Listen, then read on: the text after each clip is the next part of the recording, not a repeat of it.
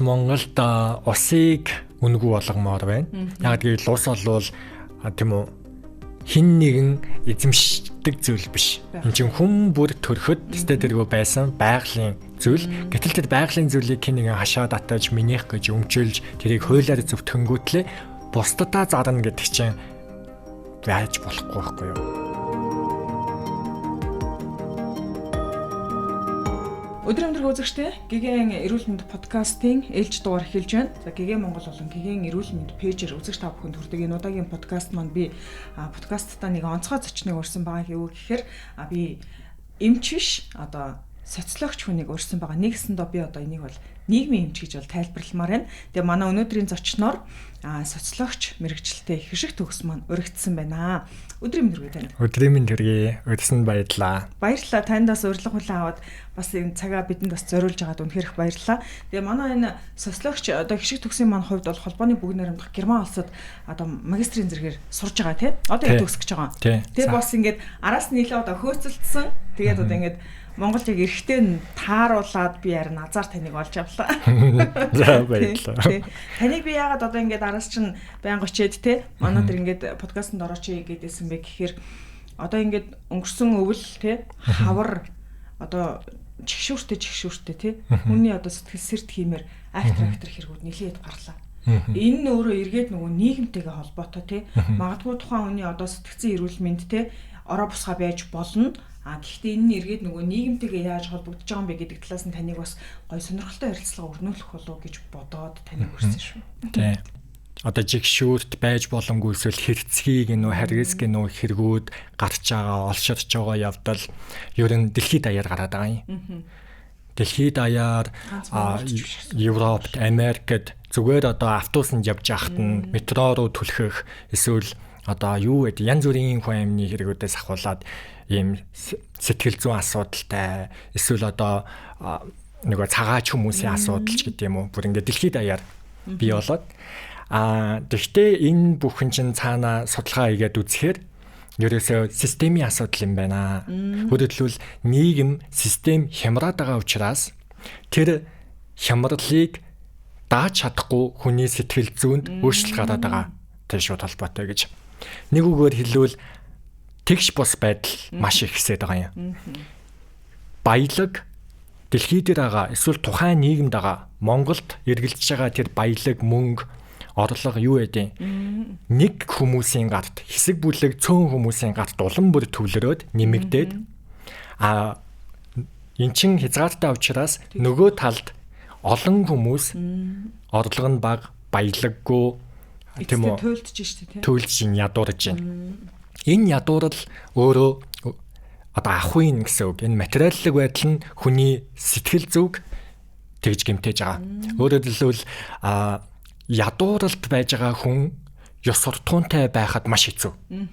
Тийм.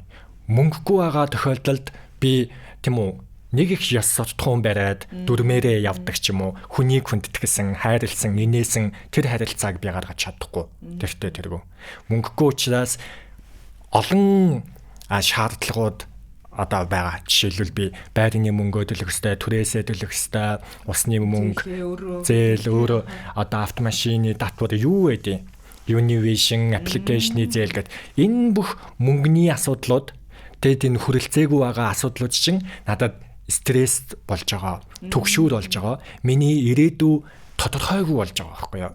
Тэгээ ирээдүй маань uncertainty буюу тодорхойгүй болчоод хүний ингээд сэтгэл зүйд өөрчлөлт гардаг. Тиймээс сүүлийн үед социологчд болоод онолчид юу гэж хэлээд байна гэхээр бид uncertainty буюу тодорхойгүй нийгэмд амьдарч байна гэж. Тиймээс энэ бүх зүйл тогтворгүй. Ажлын байр чинь чамайг маргааш нь халчиж магадгүй, нөгөөдөр нь халчиж магадгүй, цомхотгож магадгүй, цалинг чинь нэмэхгүй байж магадгүй. Одоо юу вэ? Ийм тодорхойгүй чиний орлого амьдрах баталгаатай биш байгаа учраас хүнд маш их айдас байдаг. Тэгээд тэр айдас, стресс, бухимдал юу вэ? Энэ бүхэн чинь ёс суртахууныг эцэстээ унгаад тэгээд Монголд нийтээрээ ёс суртахуунгүй, нийтээрээ харилцааны доголдолтой, нийтээрээ нэгэндээ муухай хандсан. Тэгээд бүр экстрим хувилбарууд нь сэтгэл зүйн бүр өвчлөл сэтгцийн эмгэг болж байгаа. Тиймээс нэг үгээр хэлбэл сэтгцийн эмгэг болвол ерөөсөө нийгэмтэй маш их холбоотой. Тэрнээс хувь хүн муудаа ч юм уу, хувь хүн атчаагүй дээ сэтгцийн эмгэгтэй ээжээсээ олж төрсөн юм тэр биш. Тийм. Энэ их нийгмийн тогтолцооны асуудлууд ийм болгож байгаа тухай. Тиймээс одоо нийгмийг сайжруулах асуудал, ядуурлыг бууруулах, тэгш бус байдлыг бууруулах энэ бүхнийг хийж чадвал тийм сэтгцийн эмгэгүүд багасна, эсвэл хүн тэргүүд эсвэл одоо юу гэдэг.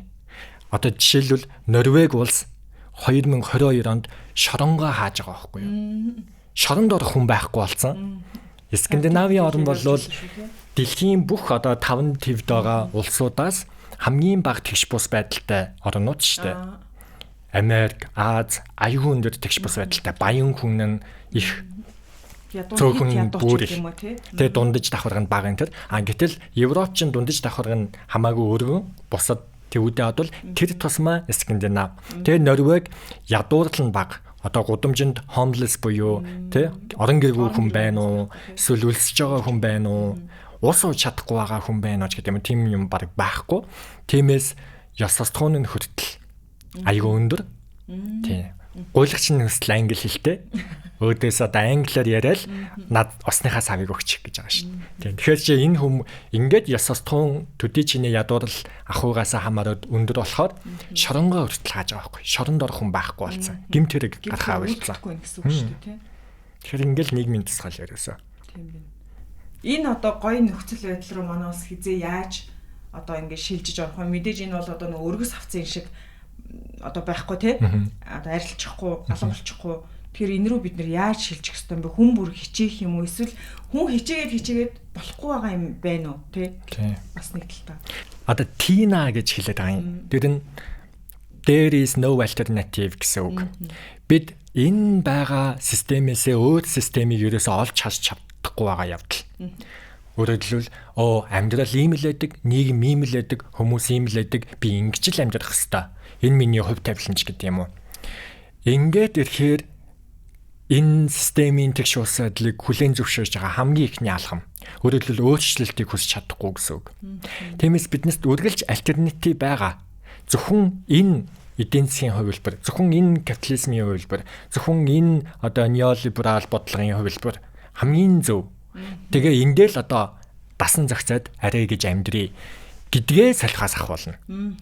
За бүр ингэж капитализмаас өөр хувилбарыг туршихгүй юм аа, тэгж дийлэхгүй маа гэхэд капитализмда бас хүндлэгээр амьдрах тийм хувилбаруудыг социологчид бас санал болгодог. Тэрийг бол welfare state гэдэг. Welfare state гэдэг нь одоо төрийн нийтийн сайн сайхны төрөг гэсэн утгатай үг. Халамжийн төрийн төрөг гэсэн утгатай үг. Тэгэхээр барууны орнууд яаж тийм өргөн дундаж давхрахтай, ядуурлал нь бага, баян хүмүүс нь бас бага байна гэхээр welfare state буюу тэр нийтийн сайн сайхны төрөг гэдэг бодлогыг хүчтэй байдаг гэсэн үг. Энэ нь юу хэлээд байна гэхээр хүүхэд хэрвээ асуудалтай байвал тэр хүүхдийг төр батландаадаг, хүмүүжүүлдэг. Хэрвээ хүүхэд орон гэргүй байвал аав ээж нь арих хуугаад хөөгд гаргасан болвол хүүхдийг нэг халтар өрөөнд хамгаалах байр гэд гэсэн нэрээр нэг эрүүлжүүлэлт байгаа юм шиг адайл нөмрүүлээд хонуулахгүй. Бүр 5 одтой хотел авч өгөөд хонуулдаг. Тийм. Би одоо Ирландд 2 жил social care worker буюу нийгмийн халамжийн ажилтнаа хийжсэн. Тэгэхэд ингээл туслаа гэдэг Ирландын засгийн газрын яг хүүхэд хариуцсан хэлсэн. Тэгээд тууслагаас ингээл надад мөнгө өгөө 5 одтой зочид буудал захиалаад өгчин. Тэгэл аав ээж нь одоо хар тамхи хэрглэж гисэн хүүхдээ зодсон юу гэдэг хүүхдийг хамгаалах нөхцөл байдал байгаа тэр хүүхдийг би авч яваал гоё хотелд амруулаад шинэ хувцс хоноор авч өгөөд гар утас нэвдсэн гэвэл гар утас авч өгөөд л тийм. Гэхдээ зүгээр нэг ингээд бас байранд байлгаад байхгүй. 7 хоног 10 хоног үргэлжлэн ш. Тэгэхэд жим явмаар байна уу, бассейн сэлмээр байна уу, юу байна? Тэрийг төр ахиад мөнгөний өгдөг. Тэгээд тэр ажлыг би хийдэг. Дагуулж яваад л жим хийгээд цуг бассейн сэлээд л ерөөсөө. Чи бүр шаал өөр төвшөнд байгаа байхгүй юу? Тэр Монголд одоо ээж аав нар аксан тавиад хүүхдээ гаргаж байгаа зогсож хөөгд гаргацсан бай гэвэл тэр хүүхэд одоо яах вэ? Үсрээл найзындаа л хонж байгаа бах. Тийм тэгэхээр төр хаана байна гэсэн асуудал. Тэгэхээр ийм хүчрэхэг төрийг welfare state гэж хэлээд байгаа. Тиймээс баруунд ийм байдаг. Монгол болоод Азийн онцлог нь өөрөө төрд найдахаас илүү нөгөө community based буюу гэр бүлдээ илүү төвлөрдөг. Жишээлбэл энэтэйгэн тэр төр хүчтэй биш. Монголын тэр төр хүчтэй биш. Харин гэр бүл нь хүчтэй. Хэрвээ би хөгшөрчлөө гэж бодвол би тэтгэр энтер буюу төрд найдахаас илүү үр хүүхдүүдтэй найдах, ач хариулаасаа хамаатан садандаа найдах. Тийм, энэтэйгэн чинь тийм байхгүй. Ийм хамаатан садансыг гэр бүлсэг энэ соёлын онцлог дээр тогтож явдаг. Энэ нь маш их олон асуудалтай. Яагаад гэвэл сайн хамаатантай хүмүүс гэж байна. Гэтэл сайн хамаатангүй хүн гэж байна. Сайн үр хүүхэдтэй хүн байна. Муу явж байгаа үр хүн байна. Цор ганц хүн байна. Тэгэхээр тэр хүмүүсийг яах вэ гэсэн үг. Гэтэл welfare state-ийн онцлог нь бүх нийт. Чи аав ээжтэй байна уу? Аав ээж чинь баян байна уу?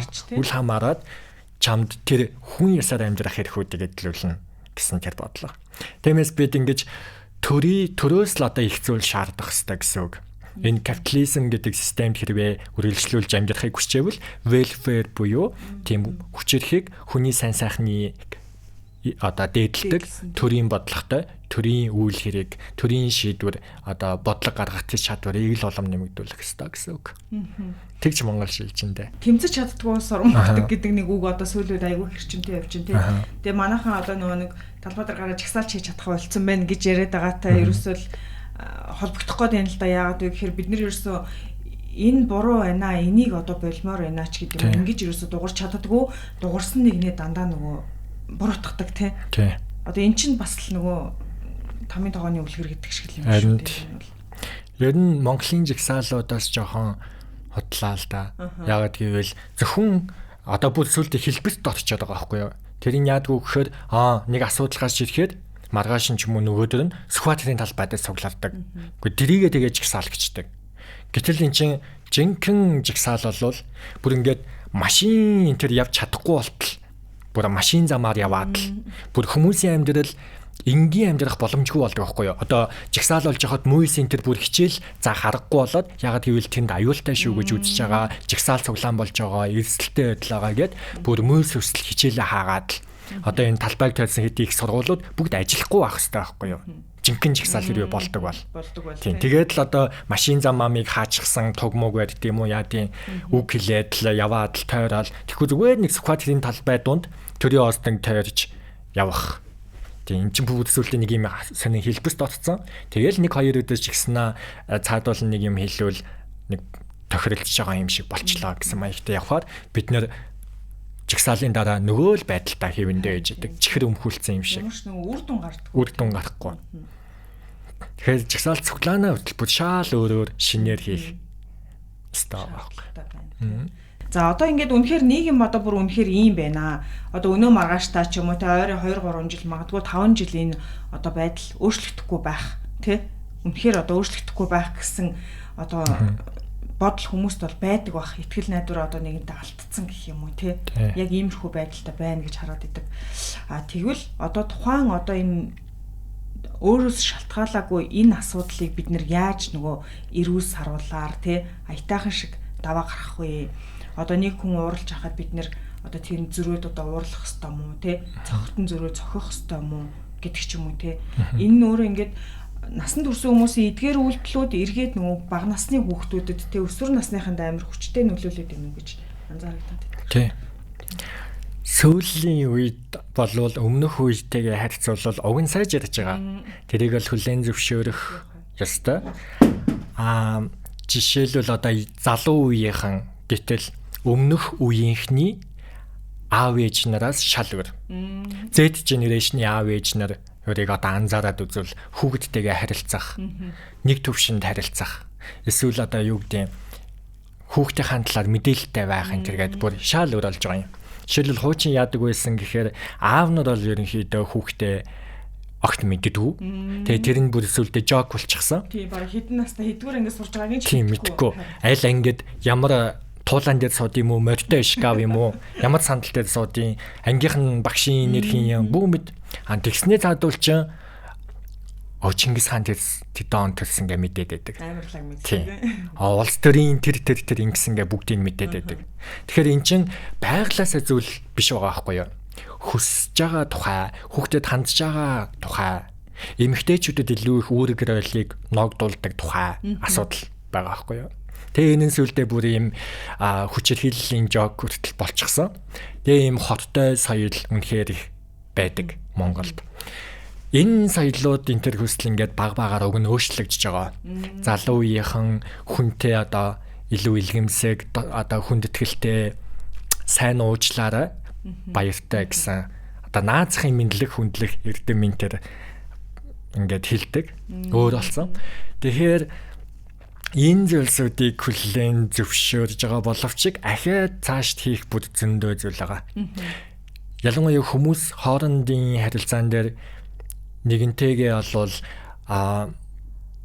нөгөө боловсролын төвшнөр илүү их хасдаг. Боловсрол одоо нэг Монголд ажиглагддаг зүйл бол хүн ямар хувцас өмссөн байна, эсвэл яаж харагдаж байна гэдгээр маш их дүгнэлт хийгддэг. Хүнтэй өөрөөр харьцдаг. Тийм. Хэрвээ би нэг тийм үү улбад шар iPhone барьчихсан байвал надтай шал өөрөөр харьцсан. Хэрвээ би нэг цэвэрхэн хувцастай тийм занга мангатай тийм харваас ямар вэ? Яг тэгж харилцдаг. Энэ нь бол бас Европт байдаггүй тийм шал өөр соёл. Тэгэхээр ийм соёлын асуудлыг ахиад бүр өөрчлөх хэрэгтэй болчихж байгаа юм. Яа тийм муухай гутал өмсч болно. Яагаад гэвэл Улаанбаатарын гудамж төстэй тэргүүл ногоон зүлэггүй байна. Шороотой байна. Цагаан гэд халтар болж байна. Автобус их хүнтэй учраас тэр үйлэн дээр гიშгэж байна. Тиймээс заавал цэвэрхэн гуталтай угаасаа байх боломжгүй байгаа байхгүй. Тиймээс гутлаа зааваа. Гэхдээ өөр юмдаа хөрөнгө оруулаад явах боломжтой. Тэгэхгүй хүний гутлыг харахаас ахуулаад хүнтэй тэгж харьцдаг. Энэ нь бидний нөгөө зан хандлыг хийж байгаа үйлдэлийг ахиад тодорхойлдог. Жишээлбэл тэстэй тэргүй нийгэм ингэж харьцаад байгаа учраас би ядууч гэсэн миний орлого дундаж цалин биш 2 сая 1 сая гаруйхан мөртлөө би яаж иж байгаа л iPhone 17 аавна. Зээлээр шамаа. Тийм. Яаж иж байгаа л би машин аавна. Яагаад гэвэл машингуу гэвэл манай хамаатан садан надад дургу. Цагаан сараар нэг л доор суулгана гэл эхлэн. Тиймээс би нэг яаж иж байгаад машин зээлээс чамаагүй авчихсан, гайгүй хувцас хятадаас 5 боогоор авчихсан. Одоо юу вэ? Ингээл зээлээр утсан муцаа сайжруулсан. Тэгсэн мөслөө бодит байдал дээр үнэхэрийн тийм биш. Мөртлөө тэр бүхнийг авч чадчихвэл надтай хүмүүс өөрөөр хайцдаг гэдгийг нөгөө далд ухамсар гэх юм уу? Одоо ухамсаргүйдээ мэдчихэдэг учраас хүмүүс бүр ийм зан хандлалд орж байгаа. Тэгэхээр ингэж соёлын асуудлыг өөрсдөө хувь хүмүүс ингэж бас өөрчилж тэрийг нормал болгох хэрэгтэй. Тийм. Бодоод тэгээд энэ хандлага үнэхээр өөрчлөгдөх үү? Уг нь бол тийм. Хэцүү шүү дээ. Тийм манад бол ялангуяа. Хандлагыг яг миний одоо перспектив юу гэхээр чи зөв хүн бай гэж хэлээд зөв хүн болохгүй л дээ. Хэдий чиний хүнд одоо сургалт ороод толгойр юм хийгээд яриад нэг их өөрчлөлт гарахгүй. Миний перспектив бол илүү материаллык байдал. Илүү тийм тогтолцооны бүтцийн эсвэл тийм ахуйн байдал. Тэр хэрвээ өөрчлөгдвөл шал өөр болно. Жишээлбэл одоо юу гэхээр ногоон парк хийж чадахгүй дээ ерөөсөө асуудал байгаа юм биш. Хийж чадмаар байвал чадна. Гол нь хүсдэггүй. Тийм ашиг олдоггүй салбар учраас тийшээ хинч мөнгө оруулахыг хүсдэггүй. Тийм. Ногоон парк байшчвал хинд одоо тэнд мөнгө төлөөд надад буцаж ашиг олж ирэхгүй байгаа учраас тийм public good буюу нийтийн сайн сайхан энэ ашиг олдоггүй салбарлууд руу хинч ордоггүй. Тийм учраас монголчууд нийтээрээ яг үндэ социализмын үедээ амьдарч байгаа юм. Яагаад гэвэл зүгээр хараад үз. Бидний социализмын үед байж өгсөн вокзал ганцхан вокзалтай тэр вокзалыг л ашигладаг. Ганцхан социализмын үеийн хуучин ингэж явдаг ток гэдэг галт хэрэгтэй. Тэрэндээ сууж хөдөө явдаг. Тийм. Эсвэл юу гэдэг их сургуулиудыг хар. Эсвэл одоо энэ дүүрийн театр, опера, хүүхэлдэйн театрыг хар. Зандаа социализмын үед байж өгсөн. Эсвэл одоо номын сангуудыг хааш гэдэг юм уу? Ийм олон нийт рүү чиглэсэн мөнгөний ашиг олдоггүй. Гэхдээ өөр тийм үү? Өөр одоо үр ашигтай зүйлс монголчууд ерөөсөө хөрөнгө оруулдаггүй. Тэгэхээр энэ нөгөө капитализмаас улбаатай. Капитализм чинь мөнгө чухал, капитал чухал.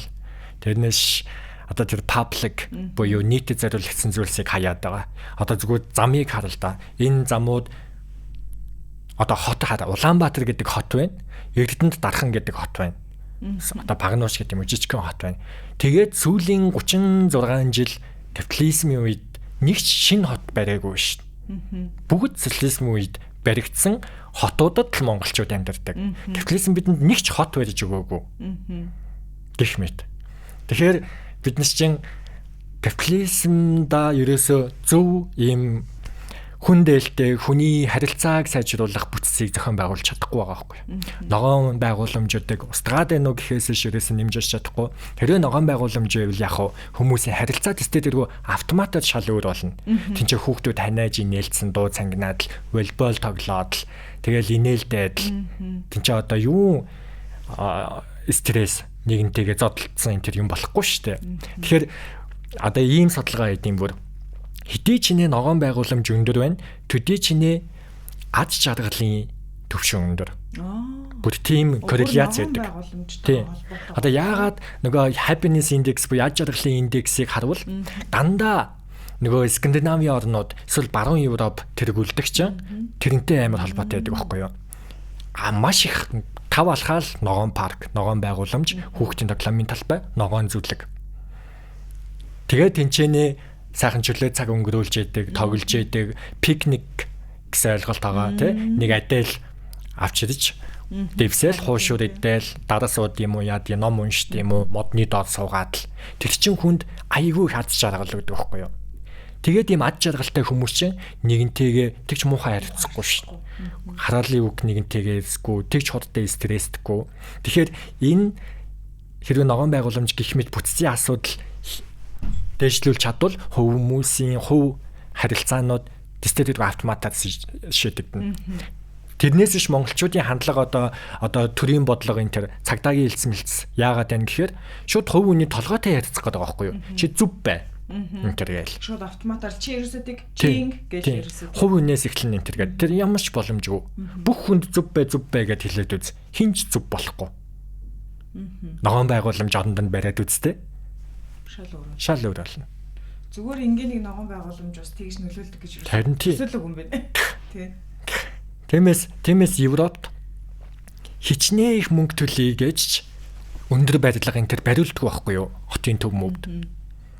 Бүр хідэн тэр бом еврогоор ийм гоё барилга барья. Бараг л юу гэдэг Арабын, Шанхай, Хонконг шиг ийм барилга барья гэсэн ч Парист, Берлинд, Лондонд бариулдаг байхгүй юу?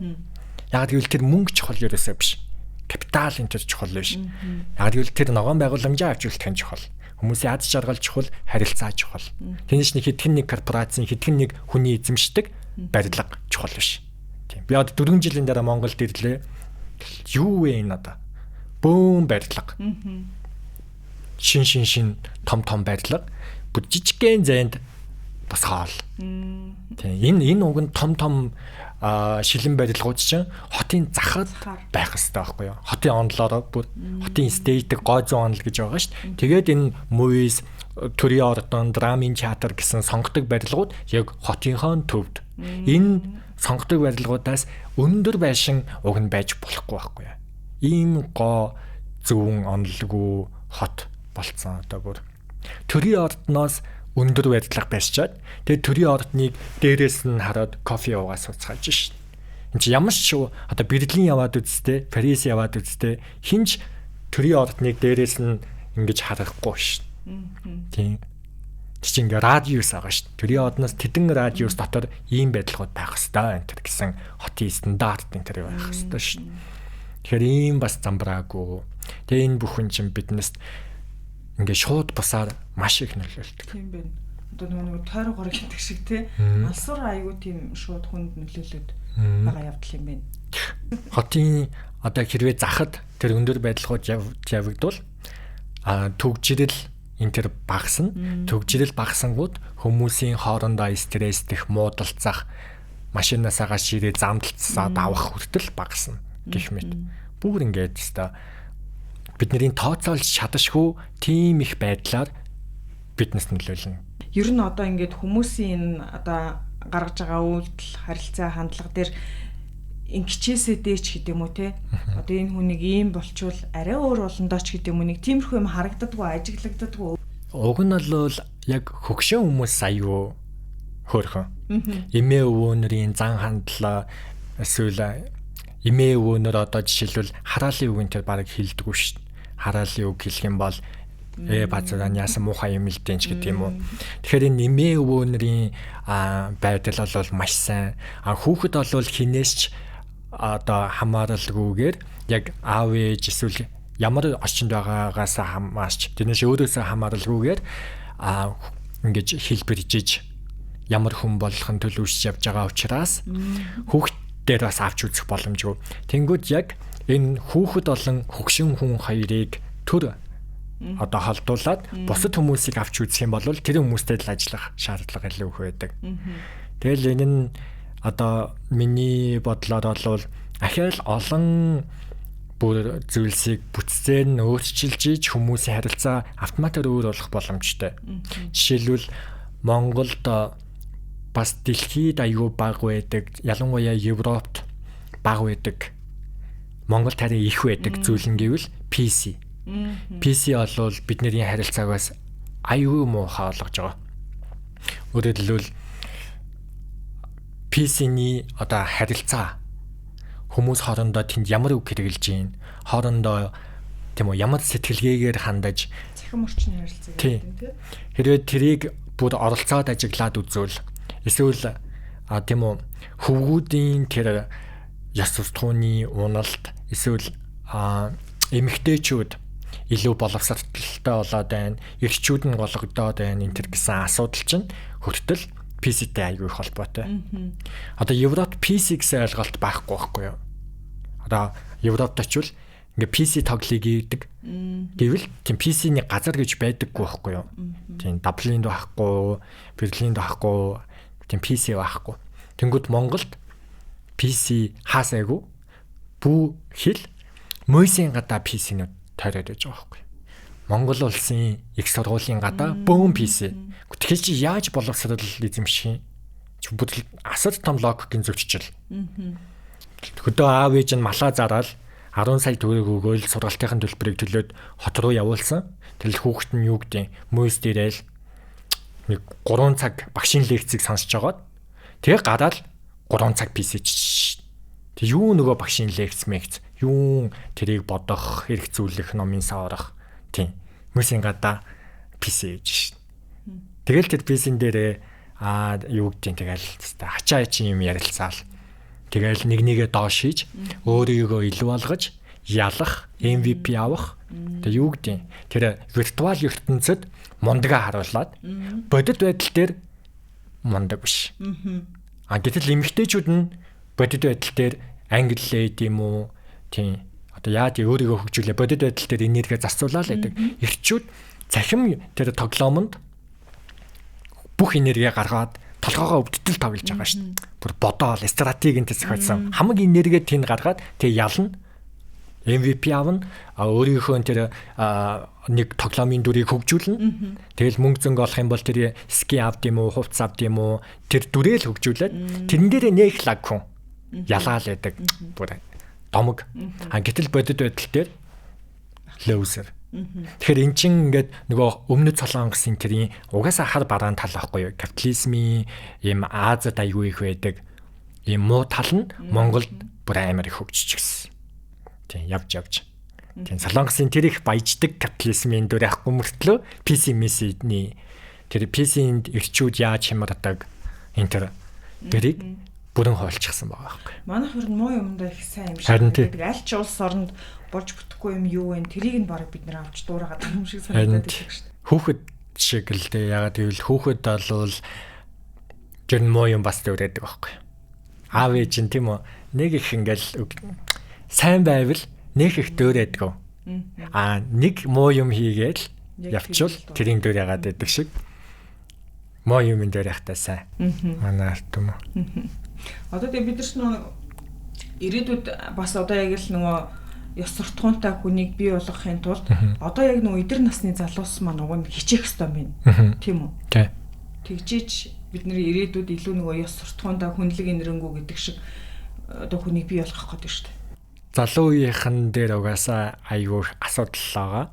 Ягаад гэвэл тэстэй тэргүй нийгэм нь тийм тодорхойгүй байсан гэж ихэнд ярьсан шүү дээ. Тийм учраас залуучуудын харилцаа хүртэл өөрөө тодорхойгүй болчдөг. Одоо хэрвээ ингээд та бүхэн анзаарсан бол situationship гэсэн шинэ харилцаа байгаа. Сонсч ирсэн үү? Одоо бид нар бол relationship гэж ярьдаг шүү дээ.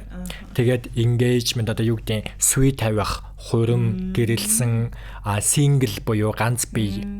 Тэгээд бэлэвсэн буюу нөхөр юм уу ихнэрээ алдсан ч гэдэг юм уу. Ийм харилцаанууд уламжлалт нийгэмд ойлголтод байсан. Гэтэл одоо шинэ харилцааны хэлбэр гарч ирсэн.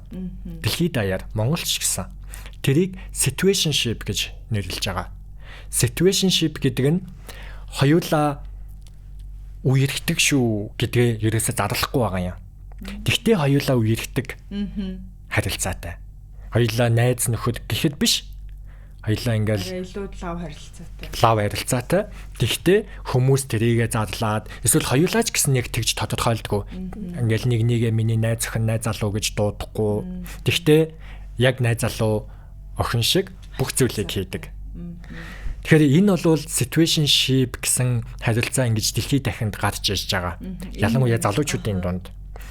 Энийг одоо юу гэж орчуулах вэ гэхээр situation гэдэг чинь нөхцөл байдал гэсэн үг. Тэгэхээр байдлаасаа болдог харилцаа. Эхнэр нөхөр гэвэл чинь амлалт байхгүй юу?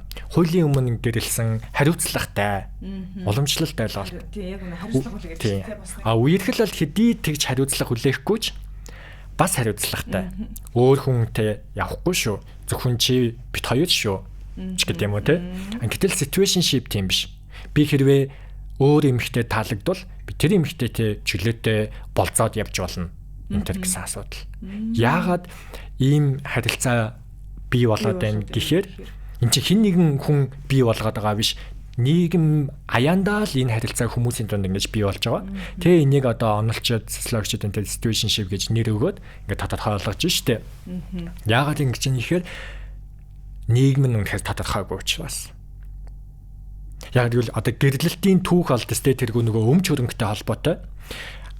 Эстер үед яасан гэхээр нөгөө хувийн нэгдлийн тэрээсээ шилжээд хувийн өмчтэй болж эхэлсэн те газараа эзэмшдэг болсон арт түмэн энэ манай хил мэлгээд тэгэл дайтаж мэддэг. Тэгээд хаадууд өөр аймгийг эзэлхээр хүүхдээ гэрлүүлэх, өв залгамжлал, эрх мэдлэг олгох энэ төр гэсэн зорилгоор гэрэл үүссэн байдаг. Situationship ингэж нийгмээс яаж үүсэж ин гэхээр капитализм үнэхээр тодорхойгүй байгаа байхгүй юу? Капитализмын эхний нөгөө ажилуулдсан капитализмын тэр чи үеэ өнгөрөөгөөд бүр үйлчилгээний, бүр технологийн тэр шинэ төвшний капитализмд ирчихээр ямар идеологи тэнд үүсчин гэхээр хүмүүсийн харилцаанд тийм тодорхойгүй хандхаас өөр аргагүй байдал болж байгаа юм. Яг гэвэл өмнө нь нийгэм тодорхой байхад би одоо ийм ажил хийдэг. Насаараа ээж маань одоо 40 жил багш хийсэн. Тэг авьяат авсан. Тэр гэдэг нийгэмд бол багшлах нь угаасаа тодорхой. Энүүгээрээ би хоолоо олж амьдах нь тодорхой учраас гэрлэлт гэдэг чинь бас тодорхой. Би яг юм хариуцлагатай хүүхдээ ингэж өсгөн ч гэдэг юм уу. Гэтэл одоо энэ ажлын байраас ахуулаад бүх юм нь тодорхойгүй болцохоор би эхнэртэй нөхөртөө эсвэл найз охиндоо амлалт өгч чадахгүй. Өөрөө өөртөө ч гэсэн би хүүхэдтэй болоо хүүхдээ ингэж өсөн гэсэн төлөвлөгөө би бүр гаргаж чадахгүй болчихж байгаа байхгүй. Тэр хүүхдэд цэцэрлэг олдооч юу, сургууль олдооч юу, энэ сургуульд оруулахыг бодож итэл энэ сургууль нь одоо тий аваач юу, өгөөч юу гэдэг ч юм ингээ бүх юм нэрээ тодорхойгүй. Тий. Одоо тэгж байгаа. Манай дүү одоо ингээл өстө том болгохоор нь Герман явуулна бол гоё одоо сургуульд оруулна. Тиймээс одоо Германы та хамтдсан энэ улсын сургуульд явуулнаа гэж бүр тийшээ нүүж очиод л байр маяр ингээд бүх юма төлөвлөөл явж итэл 2 жилийн дараа тэр сургуульд ороо 2 дугаарын гэсэн тэр сургууль Германтай хамтдахаа бэлчиж байгаа байхгүй. Нөгөө Германтай хамтардаг хэсэг нь хувийн сургууль тусдаа болгож нээгээд тэг гараа авчиж байгаа байхгүй. Тэгээ одоо ингээд яах вэ? Бүр байр маяр аваад нөгөө одоо төлөвлөлт хийгээд өнгөрсөн юмнууд нь харин яах вэ болчих. Одоо яах вэ? Тэгэхээр чи монголчууд ийм тодорхойгүй байгаа байхгүй юу? Ийм тодорхойгүй байдал чинь бидний харилцааг тодорхойгүй болгочихж байгаа байхгүй юу? Би тиймээс хүүхэдтэй болоод эхний нөхөр гэж хэлж би чадахгүй. Тиймээс situationship зүгээр байдлаасаа болъё гэсэн харилцаа дэлхийн нийтэд Монголд гараад ирсэн. Тиймээс энэ тодорхойгүй байдал чинь ахаад хүнд маш их anxiety буюу түгшүүр үүсгдэг. Яг одоо юу гэдэг хоёулаа 2 цагт уулзъягээд тохирсон тодорхой байна шүү дээ.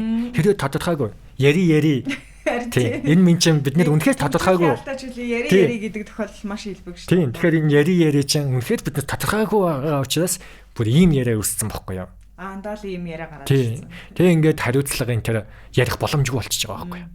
Хизээ ирэх юм бүү мэд. Гэх мэд. Нийгэм одоо нэг хүний санаанд оромгүй зүйлүүд үнэхээр одоо хүнд бол амар нөлөөлдөг юм байна. Тэрийг харин бид нэр харч чаддаггүй л дээ. Нөгөө Францын социологч Фуко хэлсэн мэт. Хүн ерөөсөө юу хийж байгаагаараа бусдад яаж нөлөөлж байгаагаа мэдэхгүй гэж.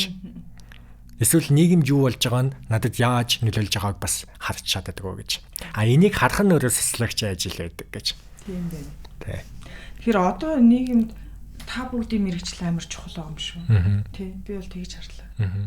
Харин Монголд угаасаа асуугаад үзвэл олон хүмүүс мэддэггүй юм. Социолог гэж юу гинэ?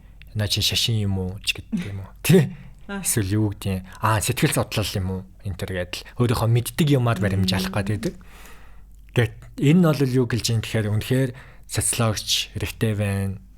Социолог Монголд сул байна.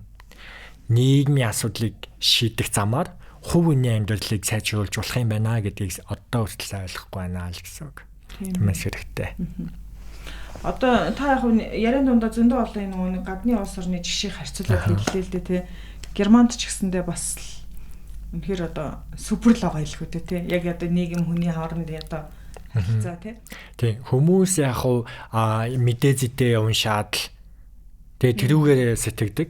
Тэрийг миний хувийн үзэл бодол энэ төр гэж боддог. Тэгээд юу гэж итгэж юмшдаг гэхээр Европ одоо сүрж байгаа.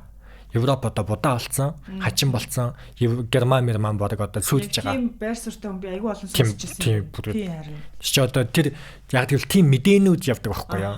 Тэгээд тэр мэдээг үнэн гэж одоо тэгээ өөрөөсөө нэгч дотор амьдч үзээгүй ээж шууд тэгждэг үндэг. Гэтэл би ч одоо Европ 4 гаруй жил байсан. Шаал өөр. Одоо энэ нөгөө жоохон монголоо муулаа англиэ гэж яана л та. Гэхдээ энэ чинь нэг чи бас нэг хэлчмээр харин тийм. Жишээлбэл одоо миний үнэхээр хийхийг хүсдэг зүйл юу вэ гэвэл ус Германд, Европт ус үнэгүй байхгүй юу? Ус үнэгүй. Монголд ус үнэтэй. Ус худалдаж авдаг. Бүр хамгийн хямдхан байна гэдэг байгаа шүү дээ. Харин дэстэй худлаа. Тийм. Усанд хамаг мөнгө зарцуулж өстой болохгүй. Ямар ус үнэгүй гэж хэлээд байна гэхээр нэгдүгээрс крантны ус нь уух боломжтой ус аахгүй юу? Ямар ч айлын офисын жодлонгийн крантыг онгоолоход тэр нь цэвэр ус уух боломжтой. Хүний бие 100% аюулгүй ус. Хоёрдугаарс гадаа хэд хаалхаал ус авах спот цэгүүд ээждэг. Тэгэл хүн болгон усны савтай. Тиймээс Монголд усыг үнэгүй болгомоор байна. Яг тэгээд ус олвол тийм үү хин нэгэн эзэмшдэг зүйл биш. Энд чинь хүн бүр төрөхөд тест тэргөө байсан байгалийн зүйл. Гэтэл тэр байгалийн зүйлийг хин нэгэн хашаад атаж минийх гэж өмчөөлж тэрийг хуулиар зөвтгөнгүүтлээ бусдадаа зарна гэдэг чинь байж болохгүй байхгүй юу. Одоо хэрвээ ингэж бусдадаа зарвал ирээдүйд агаарыг хүртэл зардаг болно. Агаар амьсгалж байгаа юучин төлөө мөнгө төлнө. Бүр ийм юм болох байхгүй юу. Тиймээс ингэж жишээлбэл ус энэ төр чинь ингэж үнэгүй байх хэрэгтэй. Сошиал хаягнаас чи харж ирсэн юм аа. Гудамжинд одоо зөвөр ингээм номын тавиур те хүмүүс гэртээ уншихаа болцсон номуудаа авчраа тавьдаг. Тэндээс нь бусад хүмүүс нь уншичаад буцаага тавьдаг. Ийм юм байгаад гэсэн энэ бас их гоё санагдаадсан. Магадгүй энэ нь одоо нөгөө ном уншихаа болцсон шүү дээ хүмүүс те. За яг хуу тодорхой хэсэг нь бол уншиж байгаа. Нийтлэг бий бол уншиж байгаа юм бол одоо цөөхөн байх гэж хараад идэх, анзаараад идэх. А тэгэхэд бид нар нөгөө нэг тэр номыг шууд худалдаж аваад ч юм уу те бас унших боломж нь нөгөө хэрэглээ. Нөгөө цалингийнхаа хэдэн хувийг нь би юундаа зарцуулаад илүү гарсан мөнгөөр нь ном авах байлиг гэдэг бас олон хүнд тулгамдсан асуудал уншмаар байсан ч гэсэн. Тэгэхээр энэ бас их гоё нөө их орондоо бас хэрэгжүүлэх боломжтой юм болов гэсэн байдлаар хараад. Энэ бас нөгөө хүний нөгөө л нэг сэтгэл зүйн ямар нөлөөлнө үз. Яг зөв. Энэ бол ерөөсөө тэр номыг одоо Монголд уг нь тийм төслүүд хэд хэдэн газар хийсэн байдаг. Жишээлбэл бог дуул дээр аваачаад өөртөө үйлчлэгцийг буюу ингээд ус мус хоол моол тавьчихсан. Тэгээ хүмүүс тэрийг ууж идээд өөрөө ингээд тавиа солилцоод явах цэг байтал маргааш нь тонцсон байсан. Хэрвээ Монгол дахиад одоо Герман шиг ч юм уу Европт байдаг шиг тийм шкаф номын тавиур тавиад тэгээ хүмүүс уншаад дуусчихсан номоо тэнд тавиад өөр хүмүүсээс тавина тэгээ ингээд солилцоод уншдаг үнэвүү ийм номын сан гудамжинд хэрвээ байдал бол ахаал тоноол дуусчихна. Хин нэгэн бүгдийг нь хулгаалаад тэгээд маргааш нь энэ тэнд зардаг ч юм уу мөнгө олох гээд капитал олох гээд байдаг. Тэгээ нөгөө унших оюуны ийм тэр ямар ч хамаагүй зөвхөн мөнгө олгож зарыг энтер гэсэн л сэтгэлгээтэй болсон. Ягаад гэвэл мөнгийг энэ нэг юм чинь тэгж их шаардаад байна шүү дээ. Усаа өгтөл авч явахад үнэтэй байгаа юм чинь. Усаа өгтөл ядаж аваад явмаар шүү тэр номоор гэж. Тиймээс уг нь энэ санаа шүү дээ. Бүр нарийн яриул коммунизм юм байгаа юм. Коммунизм гэдэг чинь одоо бид нэр л нөгөө Совет Union зөвлөлтийн тэрээс болоод шал өөрөөр одоо дарангуйл мангас энэ төр гэж ойлгодог болохоос биш яг үг нь өөрөө онол нь өөрөө ямар үг гэхээр зүгээр л төрөө нийгмийн коммунизм гэж байгаа байхгүй юу. Төр байхгүй хүмүүс ёс суртахуунаараа амьдрахыг коммунизм гэдэг байгаа юм. Хүй нэгдлийн нийгэмд тийм байсан гэж. Хүй нэгдлийн нийгэмд төр гэж байгаагүй шүү дээ. Тэгээд хүмүүс зөвхөн хоорондоо ингэ болоод амьдардаг байж л дээ. Коммунизм нь эний бүр дээд түвшин хөгжсөн төвшин гэж өөрөөр хэлбэл төр байхгүй. Яагаад гэвэл яг ингэж яс суртахуунаараа зохицож амьдардаг тэр дээд одоо эцсийн бидний хүрэх ёстой нийгмийг хэлж байгаа байхгүй юу. Энэ бол Германд олон янзаар илэрдэг. Тэрний нэг нь номын жишээ юм байгаа юм. Номоо тийм үү хинч хянахгүй ийм худалдагч гэж байхгүй эсвэл хянагч цагдаа гэж байхгүй. Хувь хүмүүс өөрсдөө яс суртахуунаараа номоо тавилаа, номоо авлаа, солилцлоо. Хэрвээ би сонирхгүй ном байвал орхиол явчихна. Тэг ингэж өөрөө ажилдаг механизм. Жишээлбэл одоо автобусанд монголчууд бид нэр өөр олон орнууд автобусанд явахын тулд ингээ картаар мөнгө төлж явж штэ. Германд ийм юм байхгүй гэдээ. Германд мөнгө төлнө. Гэхдээ хинч хянахгүй, жолооч хянахгүй, эсвэл одоо Монголд вокзал дээр галт тэргийн цугаад үз заавал тасалбарыг чинь шалгаж байгаа. Тэгээ ингээд урддаг ч юм уу. Тэгээ оруулж байгаа шүү дээ. Тийм. Германд хинж тасалбар шалгахгүй. Зөвхөн рандомор буюу нэг санамсаргүйгээр л шалгана. Тийм. Тэгээд олон хүмүүс өөрөөр хэлбэл тасалбараа авах эсэх нь өөрийнх нь ёс суртахуунаас хамаардаг. Гэхдээ бүх ихэнх хүмүүс тасалбараа авдаг ёс суртахуунаараа намайг шалгахгүй ч гэсэн. Хэрвээ би тэр тасалбарыг 100 еврогоор 400 мянган төгрөгөөр аваагүй байсан ч тэгээ би шалгуулахгүй явчих болно. Гэхдээ би ёс суртахуунаараа 400 мянган төгрөг төлөөд 100 евроны тасалбар аваад хин шалгахгүй байсан ч гэсэн явдаг гэж. Өөрөөр хэлбэл энэ чинь ингээд коммунизмын буюу төр хяналт шалгалт энэ төр байхгүй хүмүүс ёс суртахуунаараа өөрөөсөө үлдэж харилцаж явах ийм анх одоо хөнгөн жишээнүүд байхгүй юу? Тийм байна. Магадгүй одоо тэр хүн одоо санамсаргүйгээр шалгагдаад одоо ийм байх юм бол бусд нь одоо тэр хүнийг одоо шаарддаг ч юм уу шахдаг ч юм уу тий. Хэрвээ баригдчихвол би биендээ хяналттай байна. Тий арай ч тэхгүй хэрвээ тэгвэл тийшээ бас аюу дээд төвшин болчихж байгаа юм. Арайч ягаад гэвэл нөгөө олон цагаачид зөвхөн герман бус хүмүүс тэнцэндээ байгаа шүү дээ. Ядуу орны хүмүүс тэд нэр их хөвчлэн бас тасалбар авахгүй явахыг бодно. Тиймээс шалгагчид хэрвээ шалгаад тийм үе таарад баригдах юм бол торгуул гэж нэг 60 евро төлөх ёстой болдог. Иймэрхүү механизмаар шийддэг. Эсвэргээрээ өөр одоо зүүн Европ жоохон хөгжил багтай орнуудад бол бүр ингээд төмөр хаалтайгаа Тэгээд тасалбараа уншвал төмөр хаалт нээгддэг. Өөрөлдвөл хянуулдаг гэсэн үг. Герман тэр бол хянуулдаггүй. Одоо Скандинавын төрлөө очивол автобус энтер дээр тэм кондуктор эсвэл юу гэд тасалбар заавал авахгүй явж болно. Гэхдээ ёс суртахуунаар авах хэрэгтэй гэсэн тийм ихнээс. За ийм ёс суртахуунтай болоход манайх нэлээд хэдэн жил зарцуулах байх. Тэгтээ юу юм бэлээ яг энэ зүйл монголчуудад бүр эснээс өгн байсан. Жишээлбэл одоо өвөө эмээнээрээ сахуулаад ярьж байгаа байхгүй юу? Жишээлбэл манай өвөө юу гэж хэлдэг байсан гэхээр Дундгов аймагт төрж өссөн Малчаан айлын хүүхэд байхад тэнд айлууд гэрээ төгждөг байсан гэж. Тэгэл тэр авдар үнтэй бурхан юу гэдэг хөвөнтэй дээл торгон дээл юмнууд нь байж идэг. Тэр байтугай өлсөд цангаж замд яваа хүмүүс орж ирээд хоол хийж иччихэд явдаг. Илүү залаа харж те илүү харж билүүд болоодгүй. Энд чинь одоо тэр ямар ч төр хяналт интергүүгээр хүмүүс статунаараа зөгцөж амьдардаг байсны бас илэрэл монголчуудад байсан баггүй юу? Саяхныг хүртэл байсан. Тий.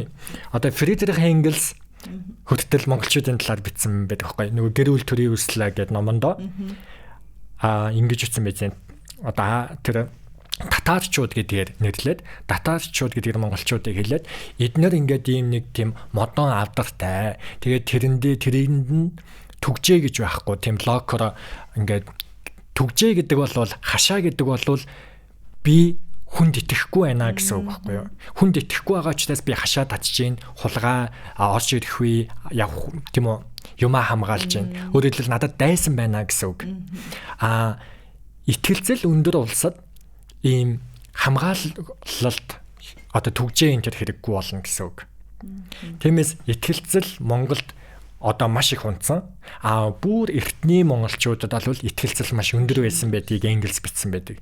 Итгэлцэл нь өндөр учраас танихгүй хүнд хүртэл итгэдэг учраас гэрээж түгждэг. Найддаг гэж.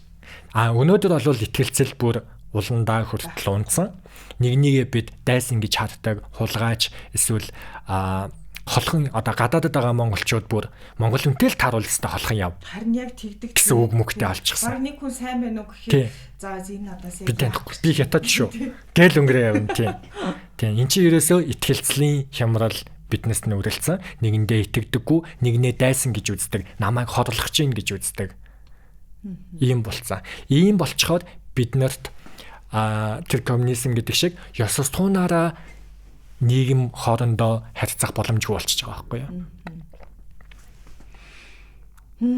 Одоо олон улсад одоо итгэлцэл өндөр биш үү? Скандинав байна. Хятад бас итгэлцэл амар өндөр. Аазда хятад итгэлцлээрээ тэргүүлдэг. Тэгвэл хятадд эсвэл Вьетнамд одоо юу гэдэг аль нэг тиймэрхүү өндөр хөгжилтэй газар юмаа мартаад үзтээ гудамжинд AirPost дээр онгоцны бодол дээр явж байгаа дуцаа орхиод үзтээ дандаа олдог. Хинч авдаггүй. Хүн авсан ч юмаа алдах цэг дээр аваачаад өгцөн байдаг. Хар мянган хүмүүс ингээ утас мотос янз бүрийн төрөвч алддаг. Тэгтээ хятадд дандаа олдог. Скандинавд дандаа олдог. Гудамжинд цагийн өмнө орхисон миний төрөвч байж л байдаг. Эсвэл цагдаад аваашаад өгсөн байдаг байхгүй. Энд чинь итгэлцэл өндөр. Жишээлбэл би Германд одоо ирэхээс өмнө сая хэд хоногийн өмнө нүдний шилээ хувцсны дэлгүүрт юм үзэж явж байгаад орхисон. Тэгээ би бүр цагийн дараа санаж байгаа байхгүй юу. Дэлгүүрт орхисон байж тэгээд цагийн дараа яваад ицсэн чинь яг байсан байранда байж байгаа байхгүй. Хин ч аваагүй. Хөдөлгөөгүй. Тэгэхээр Монголд эсвэл итгэлцэл нь унтсан улсад айл хэдийн алга болцсон. Тийм минутын дараа алга болцсон байж байгаа шүү дээ. Тийм. Одоо би 4 жилийн дараа Монголд ирлээ. Тэгсэн чинь автобусанд суусан чинь ингэж байгаа байхгүй. Хоолоогоор та буухаасаа өмнө эд зүйлсээ шалгана уу гэж байгаа байхгүй. 4 жилийн юм байгаагүй байхгүй юу? Энд чи одоо хулгайч вэ шүү гэж байн хэлж шít. Тийм. Тэгэхээр хүн одоо тэрийг сонссон хүн за ямар нэгэн байдлаар хулгайч байх ёстой ч юм шиг. Энд чи одоо бүр бихжүүлж байгаа байхгүй юу? Ингээд нөгөө муухай байдлуудыг хүлээн зөвшөөрүүлж бүр бихжүүлж байгаа байхгүй. Тэгэл автобус нь тулгайч байдаг. Тэгэл хүүхэдтэй захиад л автобус нь тулгайч байдсан шүү. Тэгэл хүүхдүүд нь том болоод Монгол хулгайчтай гээл ахаад итгэдэг үү? Магадгүй нэг гадаад явахыг хүсдэг. Тэр хулгайч нь би болох хэвээр минь автобусны дотор юм хулгайлж болох юм байна ч гэдэг юм уу. Тийм хандлага байхыг үгүйсэхгүй. Тийш харин тийм. Ийм л нэрэ. Итгэлцэл унтсан байна. Итгэлцлийг сэргээх аюул чухал. Итгэлцлийг өндөр олговол бид заавал хяналт, торгуул одоо энэ өндөр юу байдیں۔ Ингэж хатуу хяналтаар юмыг шийдэхгүй. Торгон цагт нь 20 гэдгээр биш. Зүгээр л итгэлцлийг л өндөр олгочвол заавал торгоод л шорон моронд хүмүүс оруулаад л шүүх мөхийн энэ ажил хэрэгүүд бүр зузаарсан бүр аюул их ажилтай хүмүүс шүүгчээс татарсан байлээ ш зүйлийн судалгаар хамгийн ачаалтай ажилдаг ажлын 8 цагтаа хизээж амжидгүй стресстэй ажил шүүгчийн туслах байж байгаа байхгүй. Тэгэхээр эн чин монголчууд тийм их асуудалтай байгааг харуулж шин. Сошиалын одоо хэрэглээ манай Монголд бол айгүй өндөр.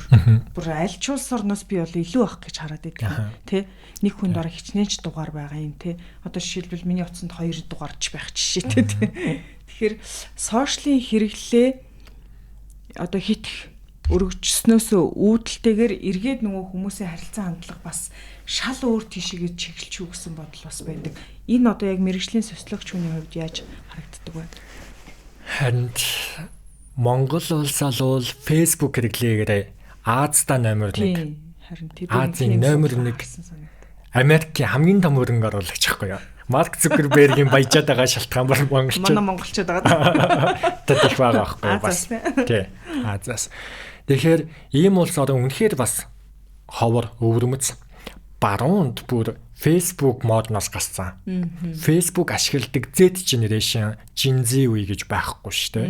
Дандаа Instagram, эсвэл WhatsApp өөр платформод ашигладаг.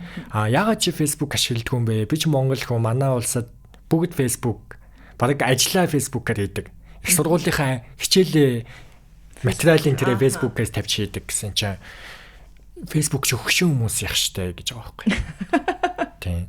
Тэнгүүд монголчууд тэгэхээр барууны айл хөгшин гэж боддог үеийн өнгөрөөч гисэн зүйлд нэг тэрэ уусцсан байгаа.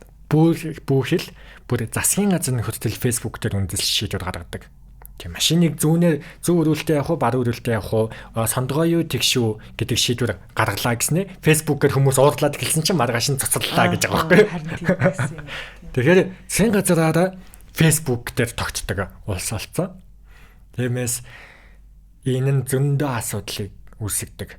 Тэгээ Facebook-ээр амархан нөгөө муу хувилдаа эсвэл нийтийг хамруулах, мэдээ цацах, эсвэл санаа бодлыг өөр тийшээ хандуулах ч гэдэг юм уу аюул олон тоглолт хийх боломжтой. Сул тал нь. Тиймээс энэ бүр аюул сул талтай гэсэн үг. Тэгээд энэ сошиалд их автоматтай байгаа нь нөгөө л нэг бидний төрөн хэлсэн ногоон байгууламж болоод бусад амьдралдаа цаг зарцуулах боломжгүй байгаагаас үүдээд байгаа. Бидний ганц хорогдох орон зай гар утас онлайн байх болчихж байгаа байхгүй юу? Офлайн байхаар тэнд амьдрал байдаг. Харин тэнийг юмнаас хоцроод байгаа мэдрэмж авч ийн гэдэг хүмүүс айгүйх байдаг шүү дээ. Одоо ингээл гар утас цэнэггүй нэг хэдхэн минут болоход те яана хинээс юу ирж байгаа бол ямар чат ирж байгаа бол ямар дуудлага ирсэн бол гэд ингээл нэг юм бодоод эхэлдэг. Тийм бид нэгээ улам их заавал юм онлайн харилцаанд бүр түлхэн оруулаад байгаа байхгүй юу? Нэг улам хүчээр хөгжүүлээд байгаа юм. Хэрвээ одоо Германд гэхэд олон офлайн дах гоё амьдралуудыг бий болгоцсон байдаг байхгүй юу? Жишээлбэл Германд их сургууль өнгөө юм байна. Би одоо 7 хоногт нэг удаа сакс, нэг удаа волейбол, нэг удаа теннист бүр ингээ 3 спорт 7 хоног болгон явдаг. Яагаад гэвэл өнгөө. Монголд хахад бол ганцхан цаг сакс тоглохын тулд 30,000 50,000 төгрөг төлдөг. Тэр нь нэг улсын сургуулийн заал. Тэгээ жижүүрийн ч юм уу биеийн тамирын багш нь чаваас сургалтын бус цагаар зардаг. Илүү цагаар тийм. Бас л хууль бус ер нь бол. Тэгээд тэнд нь нэг тоглох гэсэн офлайн дээр амьдрах хөлсөө гаргах гэсэн хүүхдүүд тийм хулгайн одоо газар очиж мөнгө төлж голно хөлсөө гаргадаг. Гэтэл Германд спорт өнгөө учраас хэрвээ чи оюутан болвол бүх бүр 80 гаруй спортыг санал болгодог. Бүх их сургуулна. Тэгээ ингээд сакс, волейбол бүх жим өнгөө. Тэгэл тэр спорт залд очиод сакс тоглолтын волейбол тоглоно. Онлайнах ямар ч шаардлагагүй. Тийм. Тийшээ зав гарахчгүй юм байна. Тийм. Оронд нь хөлсөө гаргаад л өөр замаар адреналин мэдрүүлээд л заавал их лайк авч адреналин авч ад жаргалын гормоно ялгаруулахгүй. Тийм үү? Сакс тоглосон, волейбол тоглосон, элсэн дээр волейбол тоглодог ч юм уу. Эсвэл ногоон байгууламж руу явдаг. Эсвэл туул голын яригд Германы одоо Шпри голын дэргэд суугаад л вайн уудаг ч юм уу, пикник. Эсвэл дугуй бас өнгөө. Тийм би одоо оюутан 30 минут дугуй бүх оюутанд өнгөө. 30 минутанд хаашаа л хаашаа явна. Хаашаа явчих юм байна. Тэгэл дугуй өнгөө. 30 минутаас илүү цаг маг унвал 3 евро. Тийм. Зоосон мөнгө. Монголод скватертай мөнгө байхгүй юу? Тийм. Скватертай мөнгө төлөөл 1 цаг дугуй түрээсэл чинь. За. Тэгэхээр би ч офлайн амьдрахтаа дуртай юм нэстэ. Тийм шүү дээ, тийм. Тэгэхээр Монгол офлайн амьдрыг гэхээр би заавал 50,000 төгрөг төлж сургуулийн нэг халтар 10 жилийн заал авах нь байна. Эсвэл дугуйны түрээслийг ингүү дугуйн зам нь байхгүй юм байна. Пикники сайхан хуушууд хийгээд адайл засаад вайн уугаад голын дэргэд сууя гэхээр сэлб гол нь байхгүй болцсон юм байна. Ногоон байгууламжаас гайцсан юм байна. Тэгэл заавал мөнгө төлөх ёстой л газарууд. Хоол идэвэл мөнгө төлнө, хүүхдийн паркош тоглоё гэвэл мөнгө төлнө, ийш тийш орё гэвэл дандаа мөнгө. Тиймээс энэ мөнгнөөс зайлсхийхин тулд гэртээ өрөөндөө харанхуу дата авчихсан байж ивэл надад ашигтай байгаа байхгүй юу? Тиймээс онлайнд л ээж гэж ш. Тэгэхээр энэ бүхнийг харин шийдэх ерөөсөө одоо бүхлийг шийдвэл бүхнийг шийднэ гэсэн монгол үг байдаг шүү дээ. Хэрвээ ингэж ногоон байгууламжтай болвол, хэрвээ спортыг үнэгүй болвол, хэрвээ усыг үнэгүй болговол, хэрвээ номын үнэгүй ном солилцох цэгтэй болвол гэх мэт бүтцийг шийдэж чадвал олон хүмүүсийн харилцаа, хандлага, аз жаргалын төвшин гэдэг итгэлцэл юу гэдэг ёс суртахуун, гэмт хэрэг одоо тэр хүнд хамгийн ихэнд ялсан хүнд жигшүүрдэг гэмт хэрүүд өсөл буурна. Энэ бол миний слоган байцаар. Тийм байна.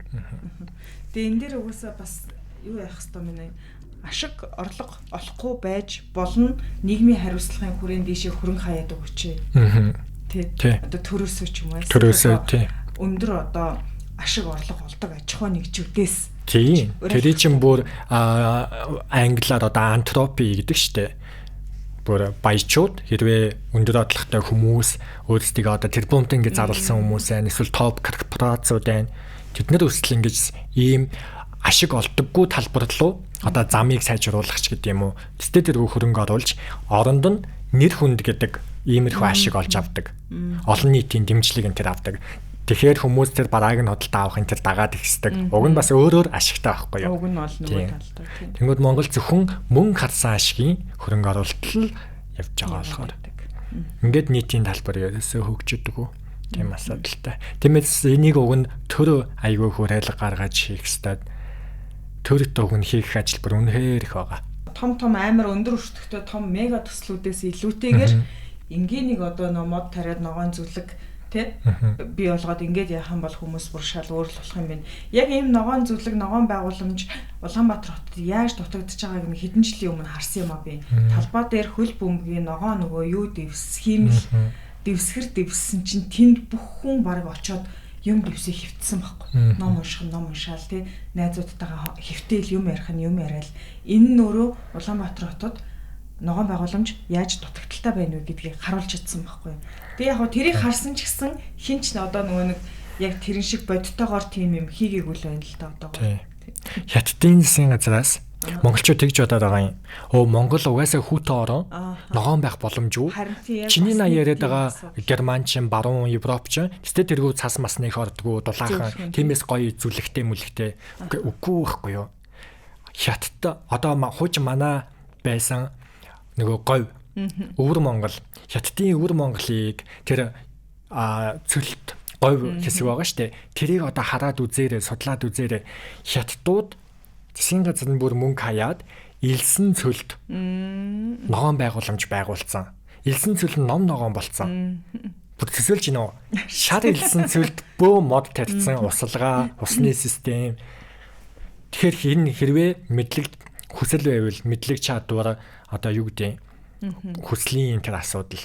Монголд ийм зүйлийг хийх хүсэлгүй, илүү хувьдаа мөнгө цуглуулах хүсэлтэй, эсвэл тим төртэй, эсвэл одоо тийм буржуа төртэй байгаагаас болоод ногоон байгууламж хүсэл боломжгүй гэж боддог.